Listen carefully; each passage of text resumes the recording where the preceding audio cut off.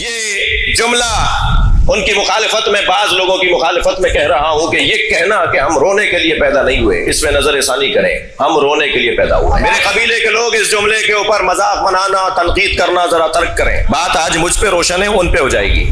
ہم رونے کے لیے پیدا ہوئے ہیں۔ کیا مطلب ہے؟ نماز کوئی پڑھ ہی نہیں سکتا جب تک کہ دل نہ مڑے، روزہ کوئی رکھ ہی نہیں سکتا جب تک دل آمادہ نہ ہو، حج کوئی کر ہی نہیں سکتا جب تک کہ دل آمادہ نہ ہو، زکوٰۃ کوئی دے ہی نہیں سکتا جب تک کہ دل تیار نہ ہو، کوئی جہاد پر نکلے گا نہیں جب تک کہ اس کا دل تیار نہ ہو۔ سارا معاملہ ہی دل کا ہے، سارا معاملہ ہی دل کا ہے، اور دل اس وقت آمادہ ہوتا ہے جب رقیق ہو۔ رقیق القلب ہے کہ جو نمازی اچھا ہوتا ہے، رقیق القلب ہے جو روزہ دار اچھا ہوتا ہے، رقیق القلب ہے جو حاجی اچھا ہوتا ہے۔ دل تیار کرو، دل تیار کرنے کی زمین کو مجلس کہا جاتا ہے۔ جس کا دل نرم ہوگا وہ کسی کا دل دکھائے گا نہیں۔